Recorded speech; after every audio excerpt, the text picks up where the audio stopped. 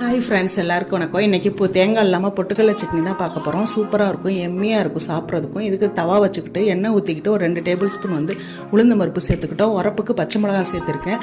கொஞ்சம் ஒரு சின்ன துண்டு இஞ்சி பூண்டு போட்டுட்டு ஒரு 10-15 சின்ன வெங்காயம் உரித்து அதையும் போட்டு வதக்கி எடுத்துக்குவோம். வெங்காயம் வதங்கினதுக்கப்புறம் ஒரு 4-5 டேபிள் ஸ்பூன் தக்கனை நான் பொட்டுக்கடலை எடுத்திருக்கேன். அது கூட உப்பு, ஒரு சின்ன துண்டு புளி போட்டு ஒரு அரை நிமிஷம், அதாவது 30 செகண்ட் மட்டும் லைட்டாக வறுத்துக்குவோம். வறுத்துட்டு ஆஃப் பண்ணி வச்சுருவோம் அடுப்பு. அதுக்கப்புறம் மிக்சி சாரில் மாற்றிட்டு அது கூட ஒரு கைப்பிடி அளவு கொத்தமல்லி சேர்த்து நம்ம தண்ணி ஊற்றி நம்ம இந்த பேஸ்ட்டை நல்லா அரைச்சி எடுத்துக்குவோம். நமக்கு சூப்பரான எம்மியான சட்னி ரெடி ஆகிடும். அதை ஒரு தனி பாத்திரத்தில் ஊற்றி வச்சுக்கிட்டு மிக்சியை கழுவி தேவையான அளவு, உங்களுக்கு சட்னிக்கு தேவையான அளவு தண்ணி ஊற்றி நல்லா மிக்ஸ் பண்ணி வச்சுக்கோங்க. இதுக்கு ஒரு தாளிப்பு போட்டுக்குவோம். கடாயில் எண்ணெய் ஊற்றி கடுகு, கருவேப்பிலை, வரமிளகா போட்டு தாளித்து ஊற்றணும்னா அவ்வளோ சூப்பரான ஒரு சிம்பிளான சட்னி ரெடி ஆகிடுங்க. டேஸ்ட்டும் அவ்வளோ சூப்பராக இருக்கும்.